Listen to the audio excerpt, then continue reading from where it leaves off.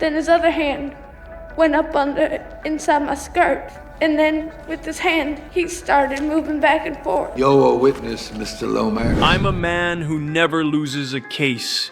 That's not a boast, it's a fact. No one can beat me in court. My name is Kevin Lomax. I stood in a familiar position again that day, defending my client, Mr. Geddes. He was a teacher at a school accused of molesting his own students. At first, it was just another ordinary trial.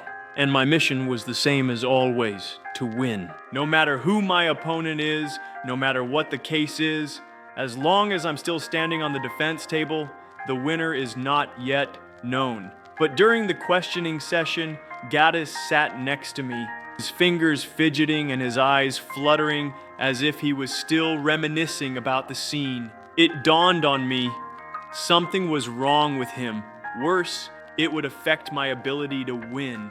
Any chance you're running for a short recess? Cool. During the recess, a reporter came up to me almost with a tone of pity. You were out wandering in traffic. Had to close out someday. Nobody wins them all. Lose? What's that? I never learned how to spell that word, so I went back to the courtroom and began cross-examining the victim, a timid-eyed little girl who I knew was telling the truth, but it was my job to protect my client. I changed tactics and stopped arguing the merits of the case and instead attacked her credibility directly. This is Mr. Geddes' class. He's a huge hog beast. Time and time again, I dismantled her testimony with words and whacked her emotions with logic. Let everyone think she was a bad student. She cried and broke down. The jury's eyes changed.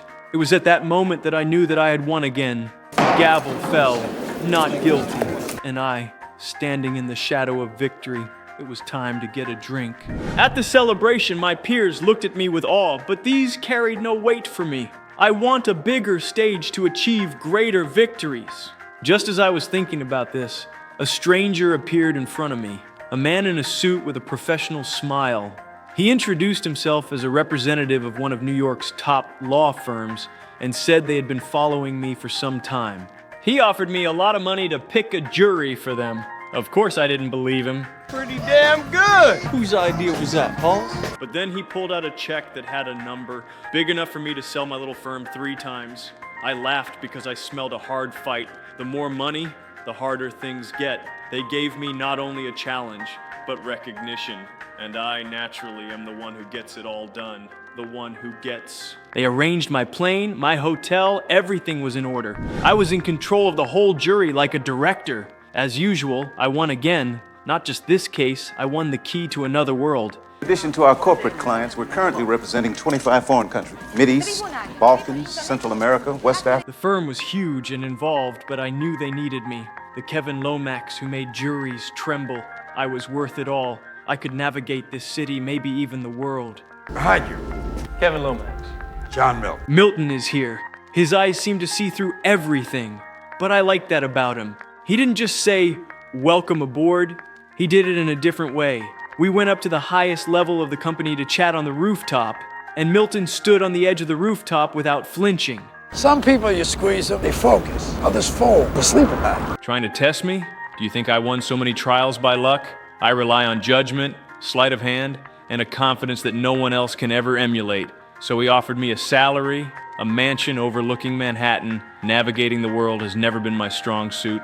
When they laid the wizard's name on my desk, I said yes almost instinctively. He was accused of animal sacrifice in his apartment. The news was all over the place, and the jury already had it in their minds. But I wasn't afraid of controversy. I enjoyed it. The more others retreated, the more I advanced. I began to study various religious texts, packaging his outrageous behavior as rituals of faith. And he did it while observing his constitutionally protected religious beliefs.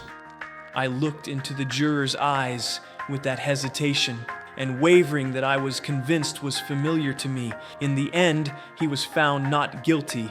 I won. Again, Marianne didn't show up to sit in on the trial. She said the images were disgusting, and she said she was always distracted lately. I told her it was just a period of adjustment and that everything would be fine when we settled down. Then came the Cullen case. Billionaire. Accused of murdering his wife and son, the evidence was weak, but the media was frenzied. and I knew once I took it on, it was a bloodbath. But I didn't hesitate. This was my stepping stone up, my key to complete access to Milton's inner circle. I knew I could control the storm. I started working day and night, spelling out testimonies and tuning strategies. The exhaustion was addictive, like a numbing drug. I gradually stopped coming home for dinner, stopped noticing Marianne's moods, and even stopped asking her what she did during the day. Instead, she began to change. She said she could see people's faces contorting, that someone was watching her from behind a wall. I don't like it here, Kevin. These women, my God, I mean, I'm saying things for Christ's sake. I didn't take it seriously and even felt a little impatient. She's just so lonely, and as soon as I win the Cullen case, she'll understand what I'm doing. She's my wife. She's supposed to support me. Everyone should walk at my pace. Late one night, I saw her sitting on the couch, shaking, her eyes glazed over, saying she saw the devil in the mirror. I put my arms around her and told her it was just a dream, but she ducked away. Milton came to talk to me, which he rarely does. I'm taking you off the case. She's sick. She needs you. It was the first time he'd ever asked me to let it go, but I refused. I didn't want to break my winning streak. The case was already under my control. As long as I kept going and won the case, I could still balance things out. As Cullen's case continued to move forward, I found his mistress, Melissa, with the intention of having her testify to Cullen's alibi. She was beautiful, clean, calm, and her testimony was complete, too complete. I stared into her eyes and suddenly realized she was lying. I'd seen that look too many times. She was reciting a script that had been spoon-fed to her, and it was a rehearsed illusion. I approached Milton about it, and he remained unimpressed. You gotta go with your gut. Maybe it's your time to lose. He said it so lightly, as if winning or losing the case didn't matter. But I couldn't just admit defeat, so I put the lying Melissa on the stand anyway. I told myself that I could control what she said, that I could win and then find out the truth. I couldn't lose, whether Karen was the killer or not, and I won again, like a blood-stained flag in the sand. After the trial, I finally met Marianne. She was in church, her eyes red and bruised. She said that Milton had violated and tortured her. She broke down and cried, saying she was imprisoned in hell. But I knew that Milton was with me on the day of the murder, in the courtroom, in plain sight. So I don't believe her. I said she was sick and put her in a mental hospital, something a doctor could have solved. I had no time to indulge. They called me a cold-blooded husband, a workaholic. But it was clear to me that this was just a temporary illusion, a crisis. I can turn it all around. It must be possible. Marianne's condition is getting worse. Alice and Pam came to see her to try to help cheer her up. I thought she'd be better if she was alone for a while. That mirror, that damn mirror, was like a window to another world. Pam's reflection turned evil in the mirror, and Marianne finally snapped. She locked herself inside, then picked up the mirror shard and, without a moment's hesitation, stabbed herself in the neck. That was the moment I finally realized I had lost her. Not today, not yesterday, but in the moment I chose to appear in court again and again, ignoring the pleas for help in her eyes. But it was all too late. Before I could mourn, my mother Alice pulled me back and said the name that made me shiver. Milton. It was my father. I stumbled to Milton's office and questioned him. "What have you done?" He just laughed and said it so easily. I just uncovered the truth in her soul. He said he was my father, even more so, Satan himself.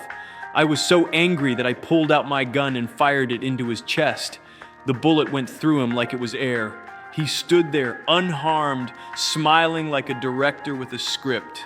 I screamed, "You ruined my life!" And he just spread his hands. "I never forced you. You could have left at any time. But you wanted the victory, the applause, the insatiable desire." I was speechless. I looked at him, and for the first time, I really looked at myself. I craved victory at any cost. I'd abandoned Marianne, ripped her spirit apart, and thought I was making a career out of it. I saw it clearly. My real enemy was my vanity, thinking I was in control. So I turned the gun on myself.